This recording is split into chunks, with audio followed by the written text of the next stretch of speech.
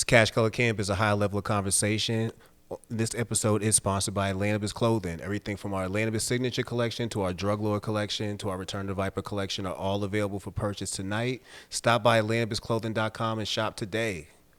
All right, man, I got a super legend in the building, man. OG legend in the building tonight, boy.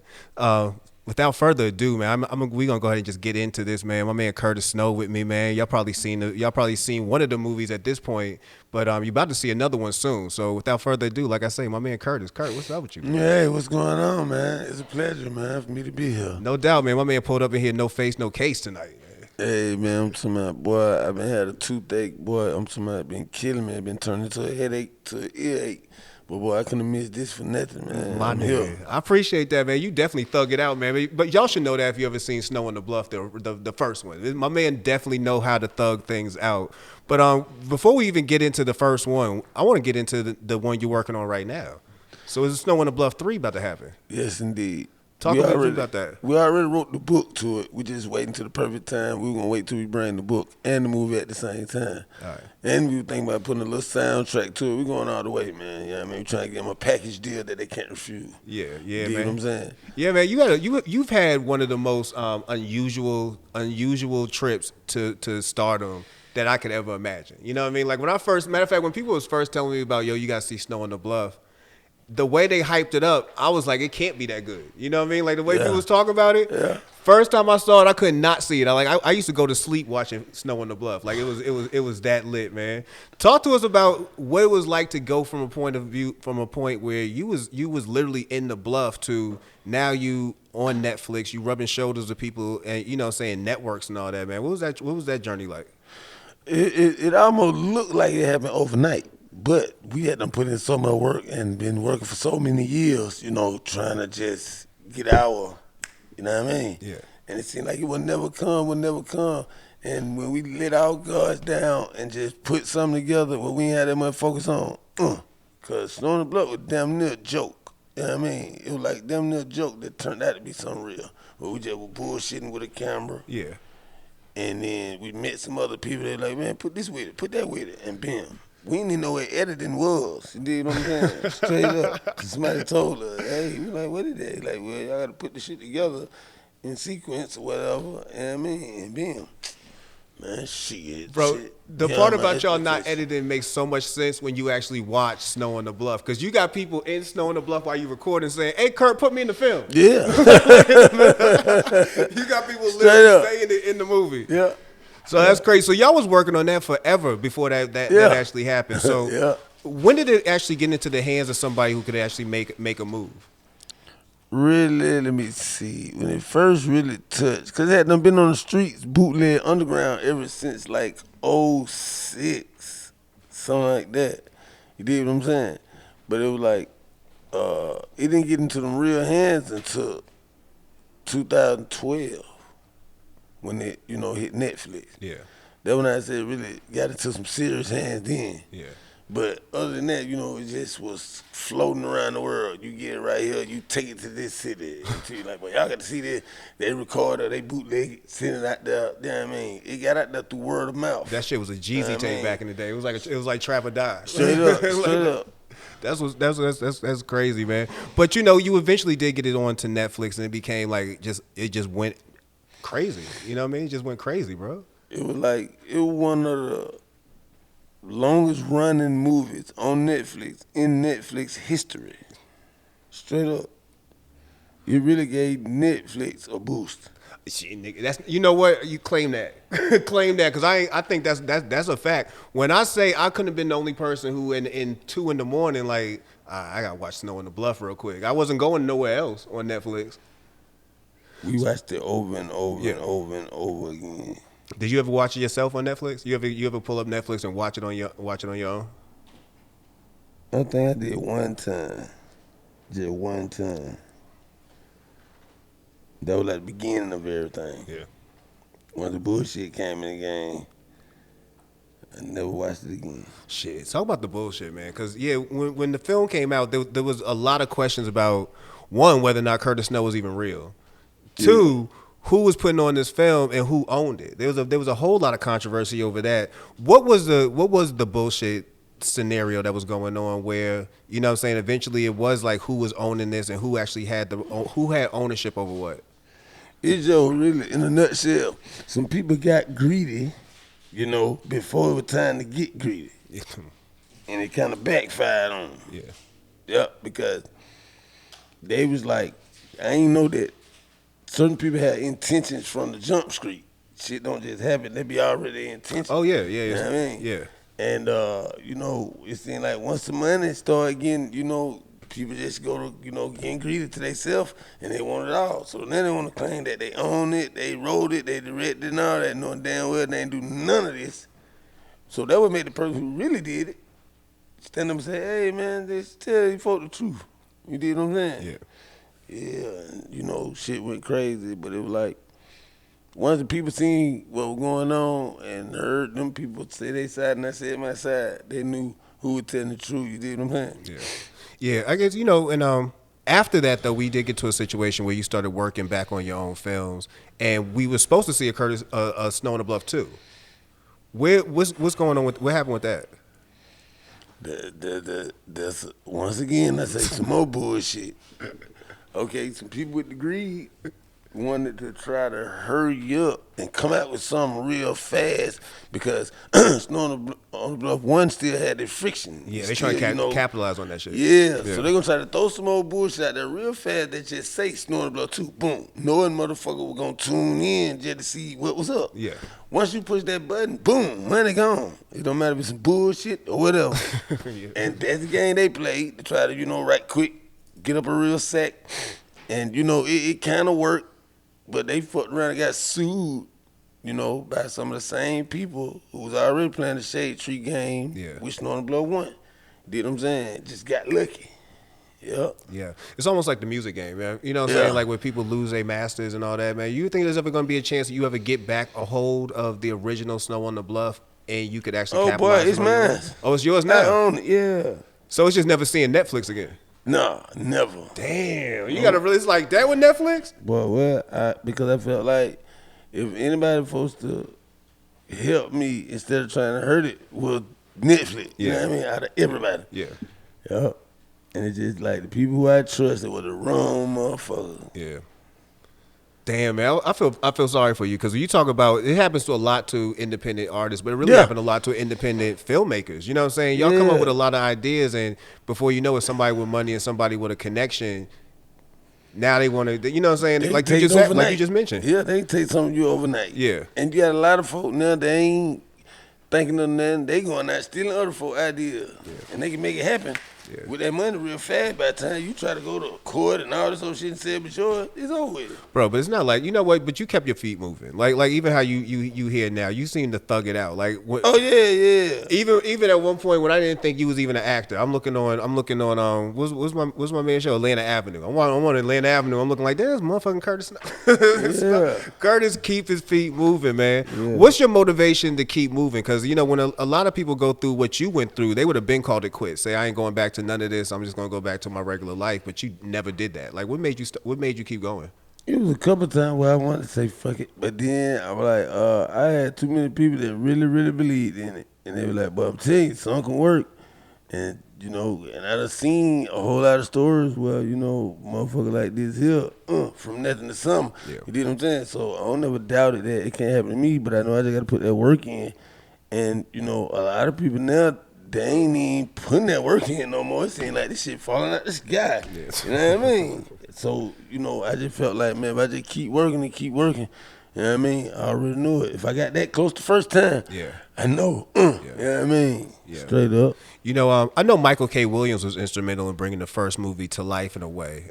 Did you have a relationship with him in any, or what was that relationship like?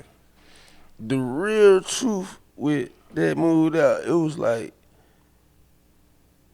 some more people who had a say-so in the movie, in Snow on the Bluff 1, figured if they brought Michael K. Williams in at that time, because at the time he was at a high level with that series that he was on.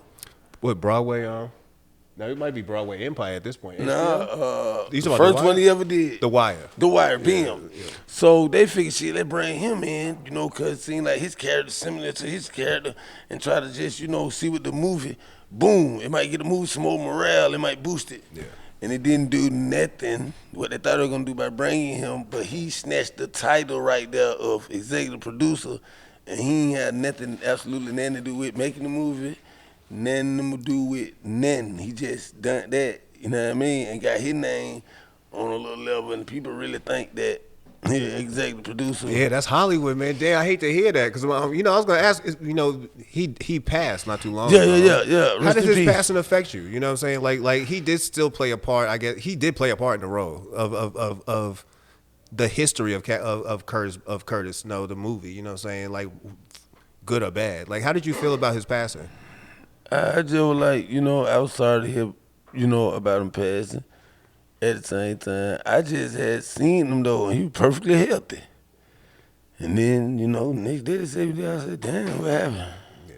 But yeah, we were really sorry to hear that. Yeah.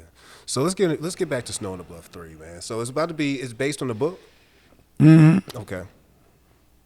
It's like, it's a whole nother story. Okay. It's a whole nother story, you know what I mean? But it's the same thing, you know, the same way it went, you know, the same way it go. You know, all the work you've been putting in, have you ever thought about doing an actual, like just bio story on Curtis Blow, like on Curtis Snow? Like just a whole film where they film you from how you started all this to where you even going right now. Like, have you ever thought about just bringing a film to life about yourself? Calvin was talking about something like that about a year ago, but it ain't that we just stuck on. But he brought that to me like about a year ago, just like, you know, just try something. Cause I ain't never did that. Yeah. You know what I mean? Like I'm beat around the bush, but just me personally. You got to, man. At this point, the name Curtis Snow is iconic. You know what I'm saying? And people so much related to Snow on the Bluff, they really want to know who Curtis Snow is overall. Like, again, I remember when I first watched the movie, this is how confused I was, and I still watch it every day. I was like, yo, is Curtis Snow the dude, or we talk about his brother? Like I was confused on all levels, my boy. But I still watch it every day because I was that in tune with your character. Like, so that's where, you know, he had a good idea. You want to take that to a biography where we talk about the character, the person who built really this whole situation. Yeah, now that you mention it again, you know what I mean, we might need to put something together. Yeah, and I ain't gonna ask for no producer credits. Like I don't want to be involved with it. We got you. Yeah, I want to be involved with it in no way, man. You know, so I know you a weed connoisseur. Yeah. Yeah. When was the first time you smoked weed? Before we get into the business side of it. I don't know, about 8, 9 years old. My granddad used to have a bootleg house, and you know we used to get the cigarette butts and goddamn whatever left in the liquor bottle, beer can, or Real whatever, quick and run through it. Yes, indeed. So we used to do that a lot. You know what I mean? We were real little. Yes. As I really got into too, we seeing my mama, you know, motherfuckers smoking. It was around the house. Yeah, rolling up, man. So you got plans to get in the game. What's your plans to get in the weed game? I just want to come out with a strand that, you know, different from, you know what I mean, everything that's out there now without all the chemicals. You know what I mean? If I can think of something like that, without the chemicals. And you know, just put it out there, I know, you know what I mean, it can make something happen. Yeah. Have you spoken to some people about making that happen? You know, like working with different growers or anything Not like really, that? because see, people be stealing the ideas now. So you have to talk to the real folk you want to talk to. Bro, I feel you, man. Like the way you've been through this game, like I would, if I was you, I'd be nervous. You know what I'm saying? Every step of the way, time man. I talk to anybody about anything now. Yeah, every step of the Especially when way. we serious. Every step of the way, you gotta pay attention, man, because people will try to steal that, especially in cannabis. Like you hear about some real horror stories when it comes to the weed game, as far as people who thought they owned it. Again, it goes back to ownership. Who owns what? Like that's always gonna be an argument. Yeah. Yeah, man. But I think that your face and name need to be on something, man. Like have you reached out to Rick? Like Freeway Rick in the business now. Oh, that's my partner. That's my Yeah. number one partner. We talk to him all the time. Yeah, Rick in the Yeah. game, man. I know he probably tell you some same war stories as well, man. Like it's gonna take a couple of test runs before you finally find the right thing that you need to do. Yeah. But yeah, I I just seen that Rick was trying to get a warehouse or something somewhere. Oh, Rick another hustler all day, man. Oh yeah. Yeah, Rick another hustler all day. You done seen several different scenes, man. You done seen the Hollywood scene, you done seen the cannabis scene. Well, you're seeing the cannabis scene now, and you live the street scene. Of all those steps, man, of all those things, man, which one do you feel like was most cutthroat? All that industry shit. Some of the shit I seen, I was like, be for real. And some of the shit I seen motherfuckers do for real, just for the fame or for the money or whatever they say. Shit. And then when the hell, it's just certain shit I won't do for no amount of money. You know, just to keep who I am. You know what I'm saying? A lot of people forget who they is fucking around out there. You definitely can, man. You talking about a lot of money being thrown in your face. That's also how people lose their shit. You know what I'm saying? Like losing who they are. So, will we ever get a chance to see some of the old names back in the film? Like, you know, like my favorite character was always going to be Poncho. Like, Poncho took so many risks to make this shit happen. Like when they threw the minute I was telling her how you start the movie off with, man, look, I don't care if it's a murder, I don't care if it's a rape, just keep filming. Poncho, like, word, say less. Like, we ever gonna see Poncho back? We ever gonna see Frank back? Like, any of them ever gonna come back to the movie? Nah, Frank deceased, he died. Oh, I'm sorry to hear that. Poncho went out of town and never to be seen again. Yo, Poncho, if you watching this, man, we need you back for the culture. Like, you need to be back for another version of this. Damn, sorry to hear about Frank, man. That was another one. You know what I mean? Like, you talking about staples in a real life part of your coming up all across the board, man. You talking about people you know for a fact was like, damn, real as shit. Damn, I feel sorry to hear that. Yeah, Frank with me every step of the way. Every day. He believed in it like I did. So the first documentary gave us a real full glimpse of the Bluffs. Today we look at the Bluffs, they don't look nothing the same. Like, you starting to see it get pulled apart in a lot of different ways. What impact do you feel like the first film had on what we see in the neighborhood today, as far as, you know what I'm saying, the popularity of it being on Netflix over and over and over again? Do you think that brought in the type of investments we're seeing now, where people's like, okay, maybe we want to come up in there, not just even to just live, but to experience the fact that we was part of the Bluff? It did. Yeah. It did. Because they done did so much rebuilding since then. It woke up a lot of people, too. And it woke up a lot of, you know, situations that needed to be addressed, that they were trying to brush up on the rug. But through that movie, you know what I mean, it woke up a lot. Yeah. Straight up. Looking back on everything, you know, from the beginning when you was first starting to film to the point where you actually got yourself on Netflix to where you are now, trying to be back on the independence and back having everything in your own hands, what kind of advice would you give yourself, you know what I'm saying, being that what you know now, to the person who was just starting out? Like, what kind of advice would you give you? Do your research first on whatever it is. Make sure you do your research real good on it. And know the people around you that you're trying to build something with. Just make sure you know them to a degree where, hey, and y'all got equal everything. So if something happen, if it happens to yours, it happen to theirs. Yeah. You know what I mean? Straight up. Yeah. Just, you know the people around you, man, and do your research on whatever it may be you trying to accomplish or anything you trying to get into, do your research on it first. Yeah. You still speak with Snoop? Yeah. I said I listen to every now and then. Yeah. Every now and then, it's like, that nigga, that one of the busiest, hardest working motherfucker you ever seen in your life. I was listening to an interview you did where you was talking about Snoop started off doing a movie. Next thing you know, this man crossed the world. Yeah. Doing a whole nother shit. How he do it? But that's why he working. Yeah. He working, man. That's another one of my inspirations. Yeah. Cause he'll turn down nothing. He'll do a commercial, then he'll goddamn play a pedophile on Law and Order.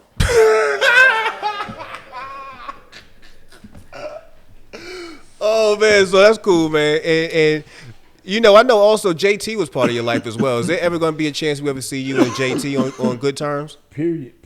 He crossed me too bad. Yeah, I would never do no kind of business with him ever again. You know what I mean? I wish him, his family, nothing but peace. You know what I mean? Love and happiness. But me and him would never work together ever again. Yeah. So how you feel about what you see in Atlanta right now, being a native Atlanta resident, man? So Atlanta's changing in a lot of ways, like you're seeing in the Bluff. You know, how do you feel about watching the city from the perspective of you of growing up in this city? Where we at right now, where we stand, it's a lot of new people that moved in Atlanta. Yeah. You got more people from somewhere else than you down there got from Atlanta. Just go somewhere and stand in the crowd right now. Chicago, Cali, Detroit, New York, of course. Yeah. But now you got them folks from Montreal and spot like that. Like, hey, you doing way down? But we just moved down here. I ain't going like, God damn. Atlanta's the fault, man. From the music to the movies, y'all made people want to come. Y'all made people want to come down here. It's like a lot of bullshit. They brought a lot of bullshit with them too, some of them. Yeah. Because some of the shit that you see going on, some of the crimes and shit taking place, you can tell shit like that wasn't happening a couple of years ago. Some of the shit they doing now. They bring it. They import.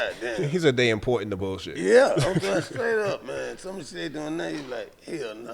Nobody from Atlanta do that. It had to be new somewhere else. Yeah. What's the biggest difference between the Kurt we saw in Snow on the Bluff, the first one, and the person we know right this second? Oh, man, learned a lot. Damn near the hard way. But still thrived and, you know what I mean, made it through a whole lot. And it was like, you know, I ain't never, you know, blame nobody else. All the faults I made, they were mine. Yeah. All the mistakes or whatever, I just took it, kept going, prayed to God that, you know, hey, I still got my health and I'm free. You know what I mean? I can make something happen. Yeah. I learned a lot. I evolved, I feel like. You know what I mean? Because certain shit that I would have did, I won't even do it now. You know what I mean? I think a whole nother different way. Yeah. What was your biggest regret when you first started out the film? And I'm pretty sure it's going to be letting people get too much ownership. But what do you feel like was your biggest regret that you take from the first production of Snow on the Bluff? Not knowing that paperwork like I fought to. But it's like my fault too. But I feel like if I poured my heart out to these motherfuckers and told them, hey man, hey, certain shit I don't know. I need y'all help. But the motherfucker I'm talking to is the same motherfucker trying to fuck me over. That's you know what I mean? That's the part where we go back to the Hollywood being the most cutthroat. They listen to that story and then they, you know what I'm saying, and play right on it. Fuck you over. Right on it. Person, I mean, I just got out of a fucked up situation where they fucked me and they come and do it to you. And the worst part is, if this was in the streets, and everybody know that, if you in the streets, you can handle that way different. You know what I'm saying? Like, but you here, you talking about attorneys, you talking about, you can't even afford to fight the fight. Nope. That's why they say, yeah, sue me. You will figure out why they say that. Yeah, he can't even fight the fight. Well, I hope Netflix is listening. Netflix, go ahead and cut you a real deal with Curtis Snow. Y'all know what the business was when that shit dropped. Yeah, pay me the money they owe me. Pay the money you owe that man. You know what I mean? You need to, next time you go to the negotiation table, that need to start at $20 million. Like, you need to start getting them checks when you talking about Snow on the Bluff. Bringing that back. Cause it's almost like it ain't never left. Somebody watching for the first time every day, damn near. Mm-hmm. It's like it got that real longevity. You know what I mean? To where 10 years. You know what I mean? It been in the fight for 10 years. And to this day, motherfucker hit me up like, "Boy, I just watched it for the first time." Like, where the hell you been? You know what I mean? Yeah, it's up there. It's up there with some of your legendary movies like Paid in Full. It's up there with that. Like, if you haven't seen it, somebody's rushing you like, yo, well, you got to see this real quick. So hopefully it comes back to Netflix and streaming platforms, man. Has there any been negotiations with you, bringing them to a different platform, like say even a Hulu or somewhere like that? Yeah, a couple. But they just weren't talking. We were listening, and we know that soon they would get it on there. That first day, they gonna do something with a motherfucker who probably done seen it 10 times just to watch it again. You think they scared? You think they scared at this point? Because again, like you say, everybody who watches, they might be somebody who's gonna watch this for the first time, and I'm trying to imagine somebody at Hulu who ain't never heard this movie, ain't never seen nothing, and they watching it for the first fucking time. Mm-hmm. And like, we can't put this shit on our networks. Mm-hmm. Don't even know the history of it. You think they scared? A couple of them, I know they is. But the rest of them, you know how it go. They politics. That part, man. But luckily for us, there's a ton of streaming platforms from Amazon to Hulu. It's not just Netflix no more. Netflix and Hulu at one point when you was up there, it was just really them two. But right now, you got everything in front of you, including starting your own. So at the end of the day, man, Snow on the Bluff did what it did. It turned Curtis Snow into a household name. Be honest with you, man. Where do we feel like we're gonna see Kurt in the next 10 years?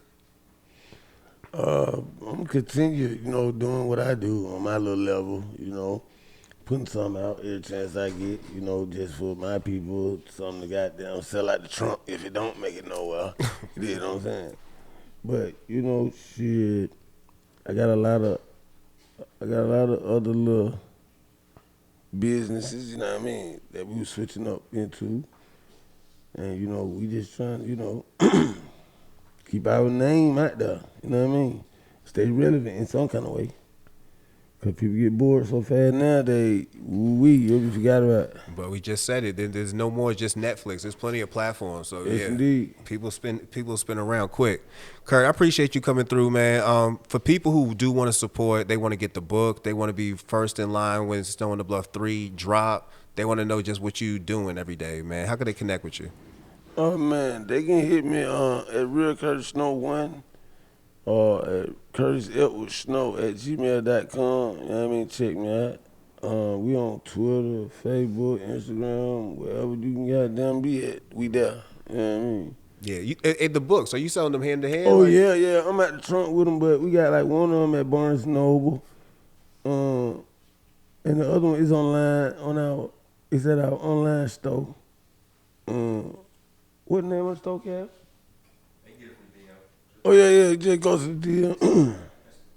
Your Instagram, DM, hit me in the DM, and yeah. I feel you. After all the years you've been through, I'm gonna go hand to hand. Like I'm gonna make sure I get the money. I got to this time. Yeah. Come on, man. Yeah, 3 bro. times they gonna keep robbing me. Bro, man, look. I'm gonna give up for real in a minute. Look, I feel you Master P'd it in the first one, yeah. And then this time, I'm keeping the money in my hand. Kurt, I appreciate you coming through tonight, man, blessing the audience, Appreciate you having me, man, for real. No doubt, man. I wish you nothing but success, and I pray that every day you could be a lesson for somebody else that, make sure you got all your things together and that you're not left out in the cold. Because as he just said, Hollywood, cannabis in the streets, Hollywood is the most cutthroat of all them Jones. Right? Yeah, straight up. Straight up. So I appreciate you coming through, and that's Cash Color Cannabis, a high level of conversation on LivehiphopDaily.tv.